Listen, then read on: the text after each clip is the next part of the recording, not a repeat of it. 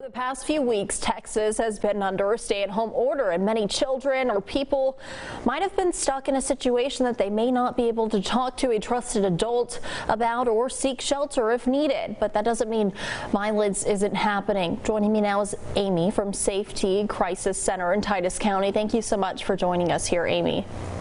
Good morning. Thank you for having me. Absolutely. So if you can, tell us a little bit about what your organization does. We are a domestic violence and sexual assault crisis center. We are out of Titus, I have to count off, Titus, Delta, Hopkins, Red River, Lamar, Franklin, and Morris, and Camp counties. I may have repeated one there.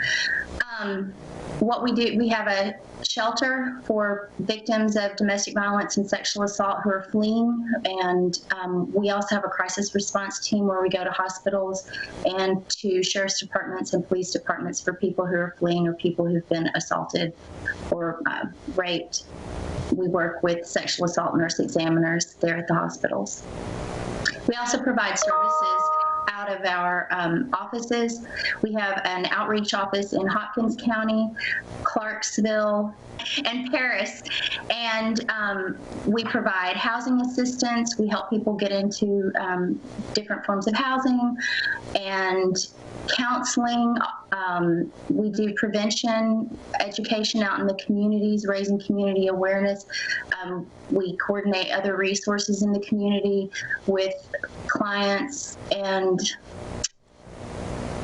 all of our services are at no cost to clients. We also help clients who've been victims work through their crime victims compensation applications. We do protective orders, and we have a lawyer on staff, Deanie Goebel. She's amazing, and we're really fortunate because only 5% of domestic violence shelters actually have a lawyer on staff, and most clients need one. So tell us, throughout this pandemic, have you seen an increase or a decrease in calls? We've seen an increase in calls, and it's been scary. When people are sheltering in place with their abuser, it's hard for them to call for help. So we have a 24-hour hotline where people can call us whenever they get the chance to call us, and sometimes that call ends really abruptly when someone comes back into the room or comes back into the house. When you add normal stresses like finances, job stress, the things that abusers will say set them off. When you add sheltering in place and the stresses of a pandemic, I mean, yes, we and all shelters have seen a big uptick in calls. I'm glad you mentioned that, because sometimes children go to their teachers, staff at their school, yes, to report these things, and they're not having that option right now. Do you expect a rush in calls and reports once these stay-at-home orders are lifted? I have to say I hope not, but I hope so too, because they'll have those people that they can talk to, and maybe they haven't been able to reach out to anybody right now. So I'm hoping that once they are able to, that they do say something. I don't want to see numbers go up, but the likelihood is that they will. Now, on this East Texas Giving Day, as you guys are fundraising, what will the majority of this money be going towards? Shelter. Well, we never have enough shelter space. Last year we served 2,575 clients, and out of those 311 were sheltered. We are, one of our biggest fears, and something that we encounter all of the time, is not having room in our shelter. We're fortunate that we opened up a new safe house, but it's not enough space. So we're constantly trying to get more space so that we don't have to say no. And when I say no, we help people find other places to shelter. But right now, it's really hard for all shelters. All shelters are looking at being full right now. Now, we talked a little bit about the hotline. Somebody that feels like they're in danger can call. How can we be good neighbors, you know, not just right now, but year round? Are there any signs we could look for that abuse might be happening next door?